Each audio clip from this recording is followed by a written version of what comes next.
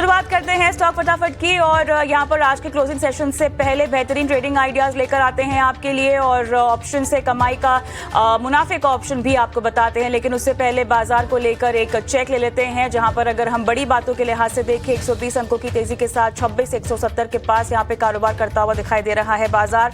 इतना ही नहीं, bank Nifty अगर हम देखें तो यहाँ भी लगभग 300 अंक की बढ़त आती हुई दिखाई दे रही है और 59,368 के लेवल्स फिलहाल हमें दिखाई दे रहे हैं बैंक निफ्टी के। और निफ्टी ऑटो हम देख सकते हैं ज़बरदस्त तेज़ी के साथ कारोबार में। इनफैक्ट अगर निफ्टी के टॉप गेनर्स देखें तो आयशर लगभग 3% के पार की तेज़ी यहाँ पर दिखाता हुआ।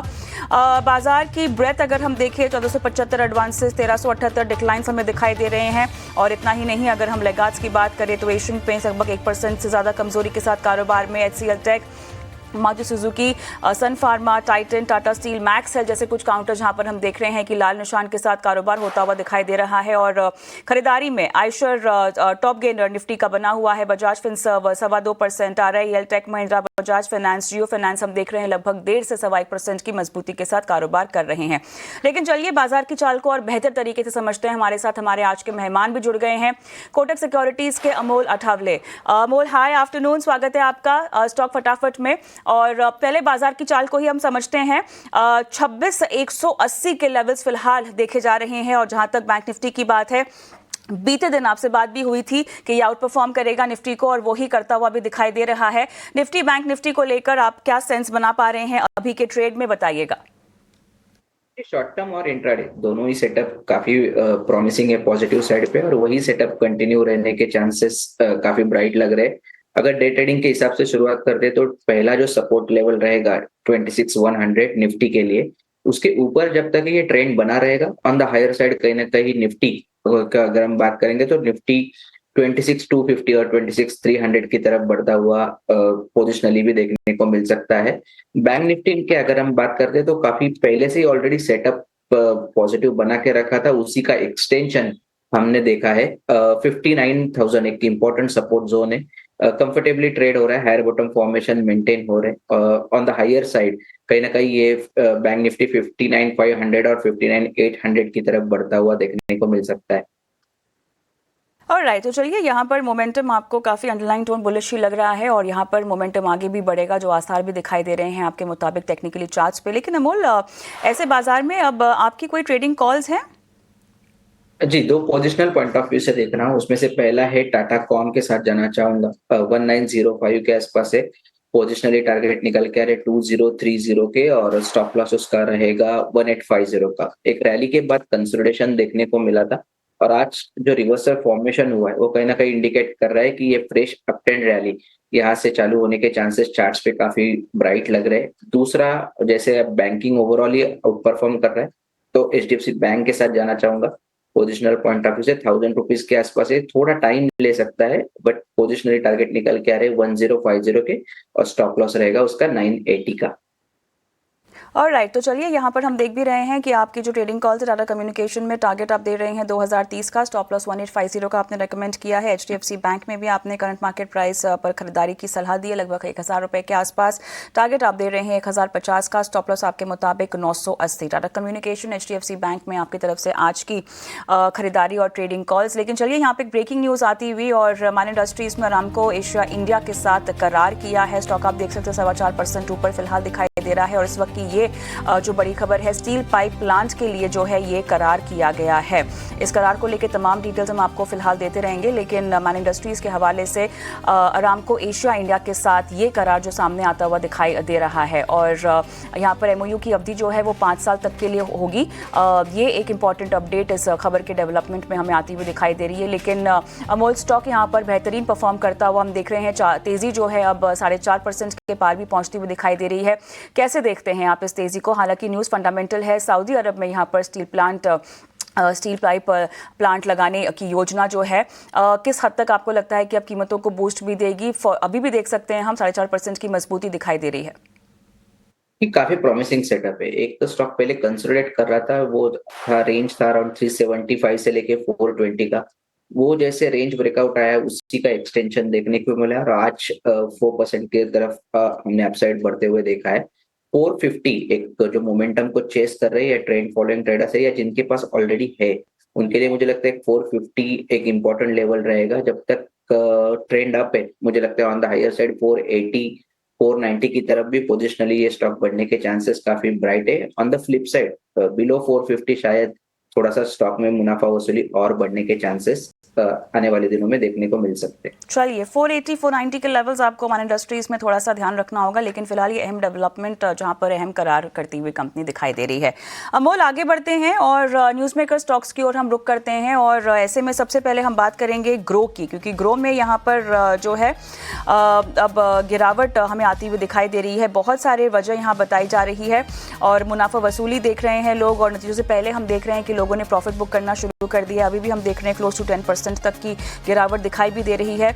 और ऑक्शन मार्केट में यहाँ पर असामान्य उछाल हमने देखा और लगभग 30.8 लाख शेयर 18 नवंबर को ऑक्शन सेगमेंट में भी गए हैं। T+1 सिस्टम में बड़े पैमाने पर डिलीवरी फेल की खबर भी हमने आती हुई देखी है और यहाँ पर जो झटका लगा है असली वो बैकएंड में लगा है। हजारों शॉर्ट सेलर्स जो है डिलीवरी के लिए शेयर जुटा नहीं सके हैं और ऑक्शन प्राइस ट्रेडर्स की लाइबिलिटी यहाँ पर जो है वो बन जाती है, चाहे जितना भी ऊंचा क्यों ना हो। तो क्लियरली हम देख रहे हैं कि ग्रो पर एक इम्पैक्ट आता हुआ दिखाई दे रहा है।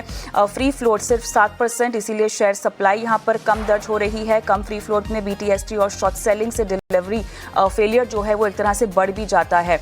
और यहाँ पर अब देखना होगा कि किस तरह से तेजी में कई शॉर्ट सेलर्स ने किसी भी कीमत पर कवर किया, जिससे रैली और तेज हुई है। अब ओवरऑल बताइएगा, वैल्यूएशंस को लेकर चिंता है, 60x PE पर ट्रेड, अब ये क्या सिग्नल्स दे रहा है? और देखिए, निवेशकों को जिन्होंने अपनी गाड़ी कमाई लगाई है उनको थोड़ा सतर्क भी रहना होगा। क्या सलाह आप देंगे?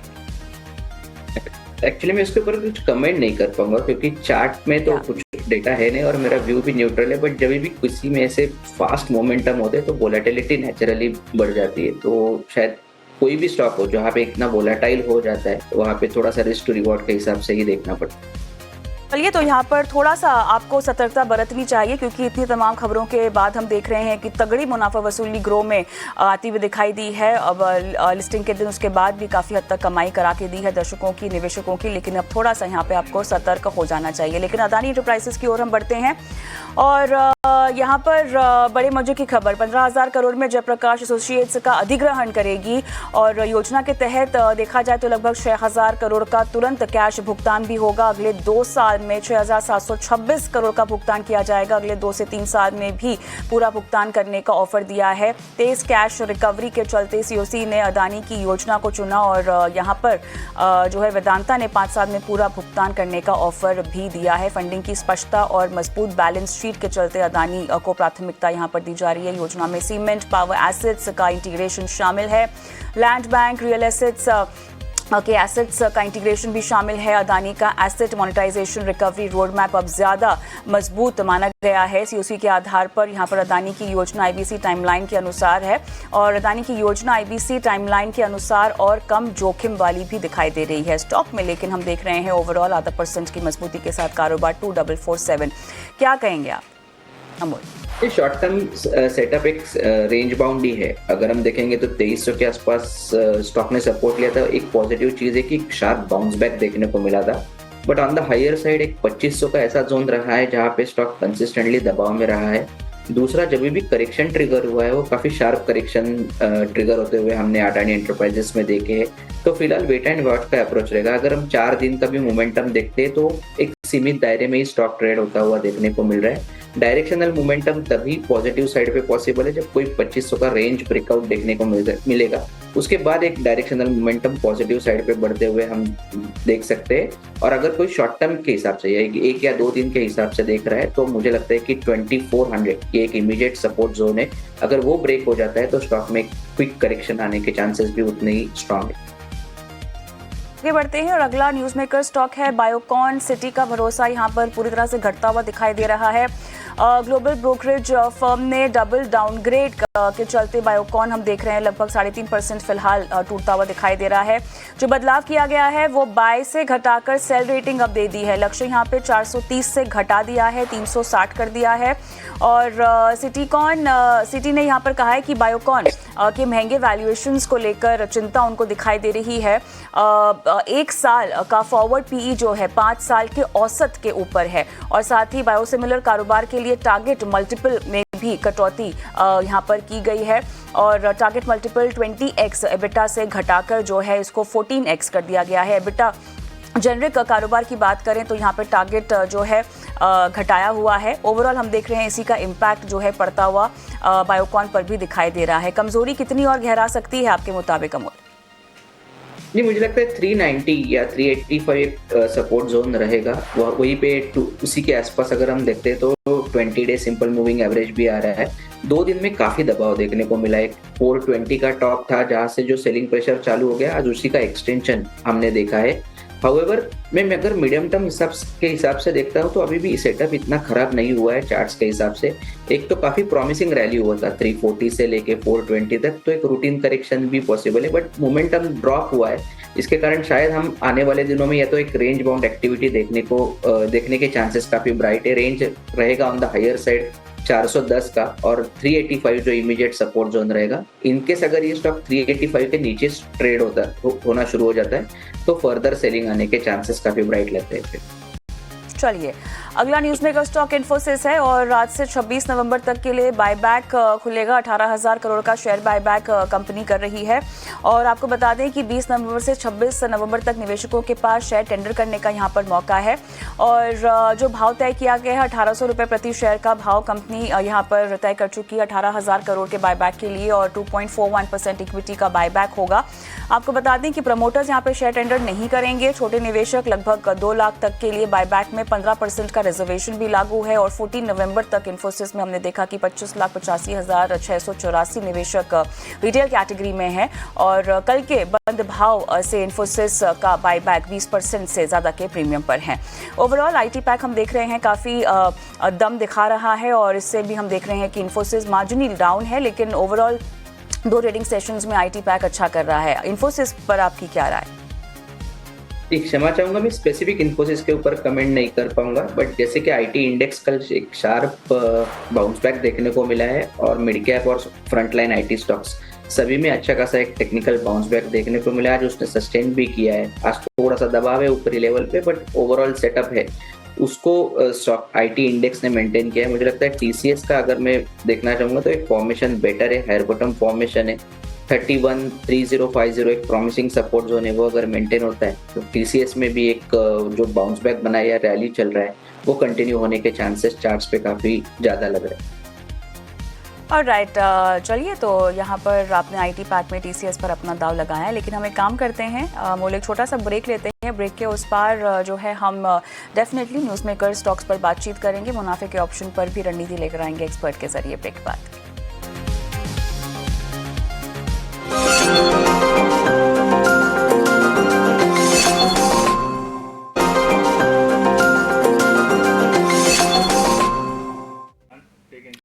Welcome back. आप देख रहे हैं स्टॉक फटाफट और स्टॉक फटाफट में अगला शेयर भी काफी रफ्तार में है जिसकी हम बात करेंगे। हीरो मोटो की बात हो रही है और पिछले 5 सत्र में लगभग 8% ये चढ़ चुका है और अभी भी हम देख सकते हैं फिलहाल 2.25% की मजबूती दिखा रहा है। 6,000 के लेवल पर कारोबार यहाँ पर हो रहा है, लेकिन इसकी थोड़ी सी एनालिसिस कर लेते हैं। विश्लेषण के लिए हमारे साथ जुड़े हुए हैं हमारे सहयोगी अभिषेक सत्यव्रतम, जो पूरी रिपोर्ट लेकर आए हैं। अभिषेक, तेजी जो है अब कितनी आगे निकलेगी? 6,000 के पार कब तक जाएगा, कितना जाएगा? कविता, देखिए 6,000 के पार तो आज ये शेयर निकल गया और अगर आप 52 हफ्ते के निचले स्तर से देखेंगी तो शेयर में लगभग 80% के आसपास का उछाल आ गया है और सितंबर 2024 के बाद पहली बार ये हो रहा है कि ये शेयर 6,000 के पार निकला है। हम आपको बता दें कि 6,250 रुपए का इसका ऑल टाइम हाई है, जो कि पिछले साल सितंबर में ही बना था। तो धीरे धीरे उस दिशा में शेयर काफी तेजी से आगे बढ़ रहा है और उसकी वजह यह है कि अच्छे अर्निंग्स के बाद जो ब्रोकरेजेस हैं, ग्लोबल एफआईज जो ब्रोकरेजेस हैं, उनका भरोसा भी शेयर पर आ गया है। मैक्वारी और जेपी मॉर्गन ने शेयर को अपग्रेड किया है और मैक्वारी ने इसके लिए आउट परफॉर्म की रेटिंग दी है, जेपी मॉर्गन ने ओवरवेट की रेटिंग दी है। तो 52 हफ्ते की ऊंचाई पर शेयर है और हम देख रहे हैं कि जो मार्केट कैप है वो 1.2 लाख करोड़ रुपए के ऊपर निकल चुका है हीरो मोटो का। देखिए ब्रोकरेजेस क्यों अपबीट हैं शेयर को लेकर, इसके कुछ कुछ मोटा मोटी रीजन है। एक तो ईवी टू व्हीलर जो सेगमेंट है जिसमें कि हीरो मोटो पहले थोड़ा लगाड़ था, पिछड़ा हुआ था, हाल फिलहाल काफी अच्छा कैचअप किया है। इनका जो ब्रांड है विदा, उसके स्कूटर आपको दिखाई देंगे और मार्केट शेयर के मामले में ईवी में देखेंगे तो चौथे पायदान पर हीरो मोटो आ गया है, ओला को पीछे छोड़ के। दूसरी चीज ये है कि प्रीमियम बाइक्स पर इन्होंने फोकस जो बढ़ाया है, उसके चलते इनके मार्जिन को सपोर्ट मिला है और ब्रोकरेजेस का ये मानना है कि मार्जिन जो है आगे भी स्टेबल बने रहेंगे। अर्निंग आउटलुक में भी सुधार होता हुआ दिख रहा है हीरो मोटो के। और हाल फिलहाल ये भी हुआ है कि जो मार्केट शेयर है प्रीमियम बाइक्स के दम पर, उसको भी ये गेन कर रहे हैं और ब्रोकरेजेस को ये लगता है कि आगे मार्केट शेयर में और ज्यादा हम सुधार होते हुए देखेंगे। वैसे तो मार्केट लीडर है ही एंट्री सेगमेंट में, लेकिन प्रीमियम बाइक्स पर फोकस है, इसका मार्जिन प्रोफाइल भी बेटर हुआ है। मैक्वारी की आउट परफॉर्म की रेटिंग है, नया लक्ष्य है 6,793 का, पुराना जो टारगेट था 6,094 का था। जेपी मॉर्गन की ओवरवेट की रेटिंग 6,850 की टारगेट है, 5,640 से इसको बढ़ाया है। और मोतीलाल ओसवाल भी शेयर पर बुलिश है, बाय की रेटिंग है 6,500 रुपए के टारगेट, यानी कि मौजूदा भाव से अभी और ऊपर जाने की संभावना सारे के सारे ब्रोकरेज हाउसेस जता रहे हैं। महीने भर में 6.5% की तेजी है, 6 महीने में करीब करीब 41% का उछाल। 2025 में अब तक देखेंगे तो 44.5% के रिटर्न है और एक साल में नेट 26% आपको ऊपर ये शेयर दिखेगा। लेकिन लोअर लेवल से, यानी कि 52 वीक का जो हाई था 3400-3500 रुपए के आसपास था, वहां से 80% के आसपास का दमदार उछाल ऑलरेडी आ चुका है और ब्रोकरेज हाउसेस को लगता है कि शेयर अभी यही नहीं रुकेगा, अभी ये और चलेगा। बहुत बहुत धन्यवाद तमाम डिटेल्स के लिए। लेकिन अमोल, और कितना चलेगा? टेक्निकली चार्ट पर क्या नए टारगेट्स, किसी को खरीदारी करनी हो तो कितना रुकना चाहिए? थोड़ा सा ओवरबॉट है टेम्पररी अगर मैं देखता हूं तो, बट ओवरऑल सेटअप काफी प्रॉमिसिंग है। और ये वीक में अगर हम देखते हैं तो 8.5% का रैली हुआ है। दूसरा इंपॉर्टेंट चीज हुआ है कि 5700 का एक रेजिस्टेंस जोन था, उसको स्टॉक ने सक्सेसफुली क्लियर किया है। तो buying on dips and sell and rallies would be the ideal strategy. अगर मैं सपोर्ट्स का बात करूं तो 5800 एक इमीडिएट सपोर्ट लेवल का काम करेगा। ऑन द हायर साइड कहीं ना कहीं पोजिशनल पॉइंट ऑफ व्यू से अगर मैं देखता हूं तो ये स्टॉक कहीं ना कहीं 6100 और 6150 की तरफ बढ़ता हुआ देखने को मिल सकता है।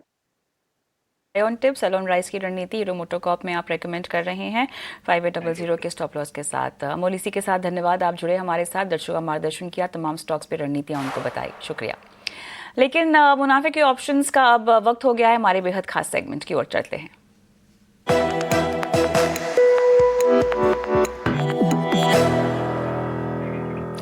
तेजस शाह हमारे आज के मेहमान हैं जो रणनीति बताएंगे। तेजस, हाय आफ्टरनून, स्वागत है आपका। बताइए क्या है खास आपकी रणनीति में आज? आज के जो ऑप्शन के चैंपियन के लिए मैंने जो स्टॉक चुना है वो है टीसीएस लिमिटेड। टीसीएस ने एक अच्छा खासा बेस बना दिया है in the range of 2950 to 3000 level. और लास्ट वीक हमने ये स्टॉक में एक ब्रेकआउट देखा था काफी अच्छे वॉल्यूम के साथ, और लगातार उसके बाद स्टॉक हायर लो का स्ट्रक्चर फॉर्म कर रहा है ना, daily chart plus short term moving average इसके ऊपर ट्रेड कर रहा है।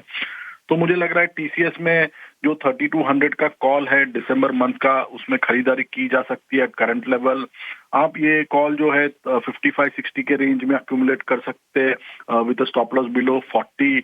इसमें पहला लक्ष्य रहेगा 80 का और दूसरा लक्ष्य रहेगा 100 का।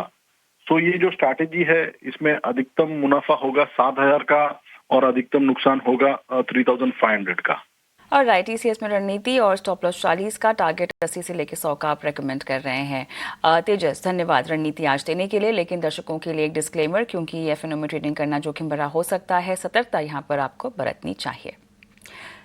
चलिए, इसी के साथ स्टॉक फटाफट में इतना ही, मुझे भी इजाजत दें, लेकिन आपको कहीं नहीं जाना है। ब्रेक के बाद हम लेकर आएंगे कॉर्पोरेट कनेक्शन, मार्केट एक्सपर्ट तो जुड़ेंगे ही, साथ ही दिग्गज कॉर्पोरेट के साथ बातचीत भी होगी और आपके लिए रणनीति भी। बने रहें।